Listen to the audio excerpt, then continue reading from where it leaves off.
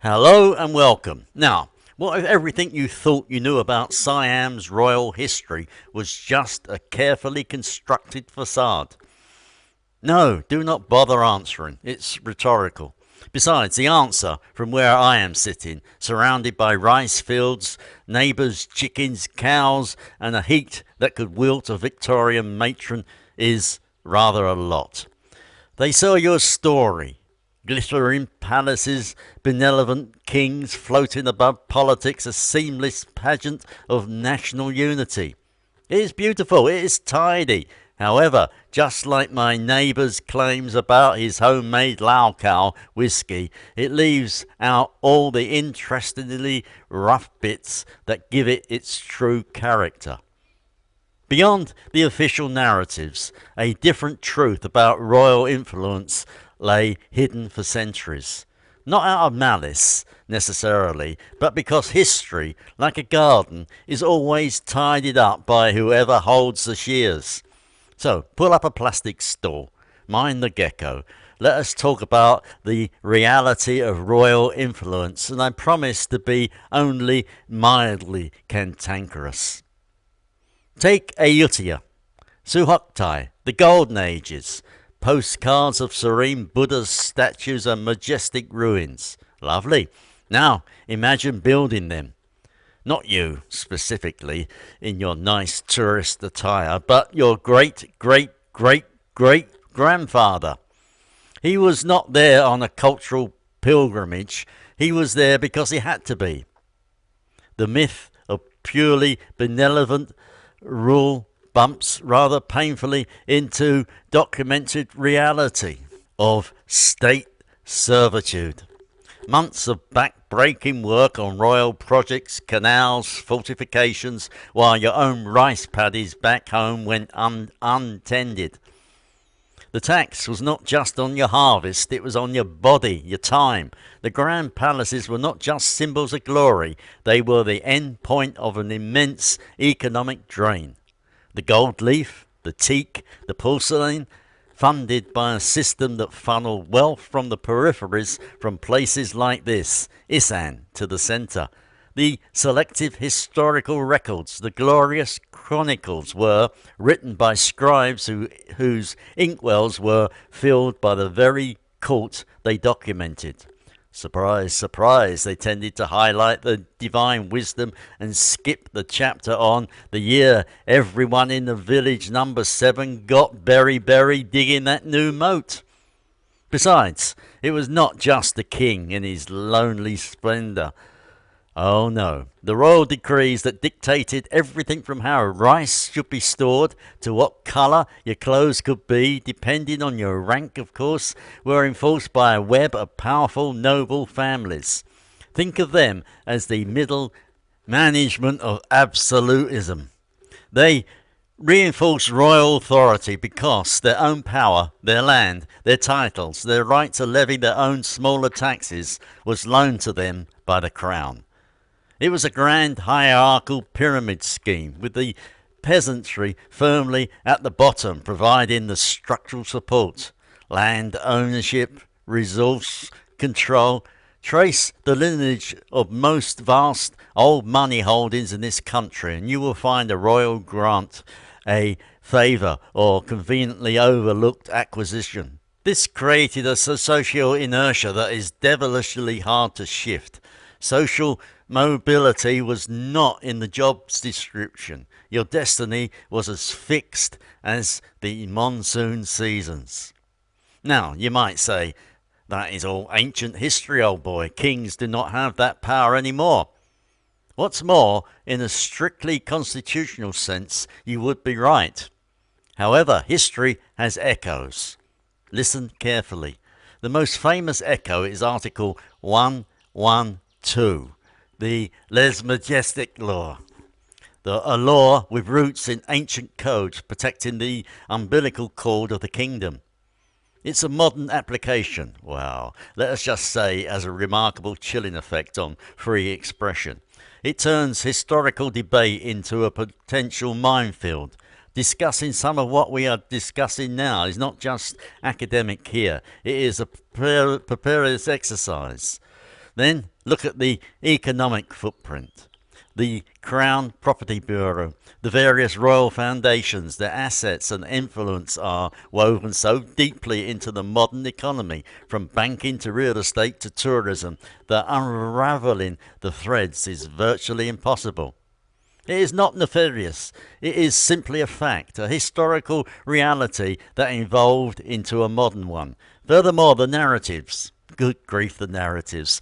School textbooks are master classes in omission. You get the saintly King Mongkut learning science with Anna, never mind the complex geopolitics of the Bowring Treaty that truly reshaped the economy. You get the absolution of slavery by the great King Chulalongkorn, a generally progressive act, but less about the economic pressures that made the old system untenable anyway. It is history as a moral fable, not as human struggle. Which brings me to my neighbour, Uncle Somchai. His oral history of this region passed down through generations does not feature wise central kings bringing light to the backward northeast. It features conscription drives, tax collectors taking the best buffalo, and an enduring sense of being the forgotten country. His stories are not anti-royal, they are just other. They are the grit in the official oyster, and for a pearl of true understanding, you need a bit of grit. The struggle for a more inclusive history is exactly that, a struggle. It is fought in academic journals, it is whispered conversations, and in the quiet insistence of local historians. It is about admitting that a nation's past can be both glorious and grim, enlightened and exploitative, without the whole edifice crumbling. So, what is the point of all this grumbling from my veranda? It has not to tear down icons. It is to add depth to the painting, to reconcile the idealized past with the pragmatic realities of power. A holistic history understands that King Narayathan was a brilliant military tactician and that his campaigns consumed lives and treasure. It understands that modern Thailand's stability is admirable and that its political tensions are often fights over the legacy of the old hierarchy system. We need these diverse perspectives. Without them, you are just reading the brochure. Blasted creature. Think he is the absolute monarch of this mango tree. Well, I suppose makes him a perfect seer. Looking forward, fostering critical thinking about this is not about breeding dissent. It is about breeding resilience. A nation that can look at its own past, warts and all, with clear eyes is a nation confident enough to handle its future. It is about understanding that influence, royal, military and economic, is never a simple story of good or evil. It is a complex human muddle. My final thoughts as the sun dips and the mosquitoes launch their evening sortie is this. The true sign of respect for history is not to embalm it in gold leaf and silence. It is to engage with it, to question it, to listen to the Uncle Somchais as well as the official chronicles. Only then does the past stop being sacred frozen thing and becomes a living, breathable guide, not just for Thais, but also for anyone trying to understand how power, story and identity intertwine. It makes for a much more interesting tale. Besides, I should know, I'm full of them. Now, your turn. What stories have you heard that colour outside the official lines? Share them below, respectfully, mind you. Let us have a proper discussion brewing. I will be here monitoring the comments with the stern demeanour of a retired housemaster and another pot of truly substandard tea. Am I asking for trouble? Me? Good heavens, no. I'm just a daft old man in the sticks, rambling about dusty history over a lukewarm cuppa, merely pondering aloud. The privilege of age and irrelevance, you see.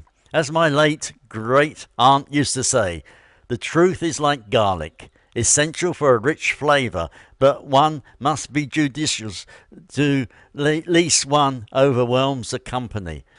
So let us be judicious. I have spoken of past systems, historical dynamics, and the universal human need to examine one's own story with clear eyes.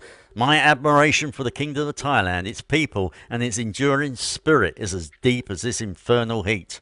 Everything discussed here is a matter of public academic record, found in international libraries and the works of esteemed, respectful scholars from many lands. The beauty of Thailand lies in its complexity, its resilience, and its ongoing conversation with its own magnificent past. My aim is not to provoke, but to appreciate the full, intricate, and utterly human tapestry of history, which is always more fascinating than any simple fairy tale. For true respect is born of understanding, not of silence. Now, if you will excuse me, I must attend to a matter of utmost diplomatic urgency, negotiating a ceasefire with the aforementioned rooster over the last of the morning mangoes. Carry on, thoughtfully. Take care and goodbye.